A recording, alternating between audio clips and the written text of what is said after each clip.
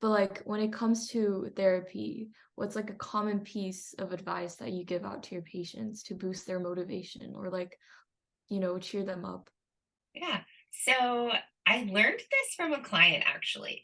I would be in sessions with this client and I would hear it often from other clients, but this one client, she perfectly put it into the words that I needed to really understand how to explain it.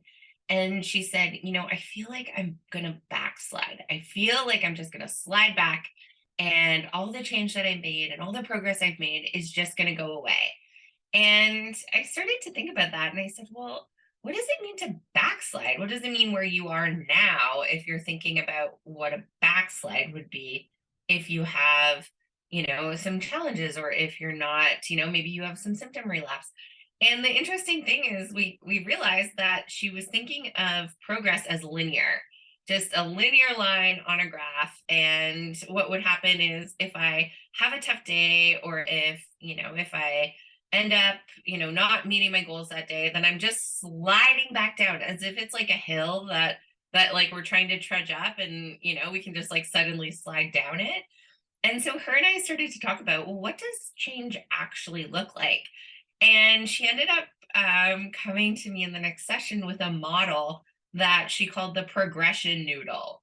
And it just looked like a noodle that was like windy and twisty and it was just such a good idea and reframe to be like, yes, this is what change looks like. We might move forward, but then we have a dip or we learn something about ourselves or we have a really tough day where we can't get out of bed and we dip a little bit, but we're still moving forward. And I love that reframe that I learned from a client because I too think that way. I too think if I'm not progressing, then I'm falling behind. And it was such a good way to think about it. It was like, no, life isn't linear like that. And so why are we thinking of mental health and change and productivity in that way?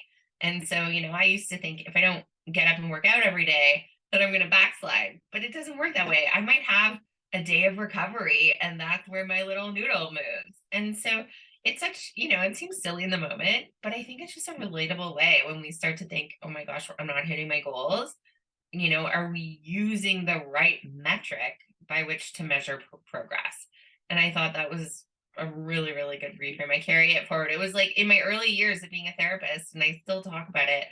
And sometimes I just draw it for myself in my notebook or journal if I feel like I'm not meeting my own goals. I'm like, right, we have to learn and grow, and sometimes that's not viewed as progress as the mainstream would lead us to think.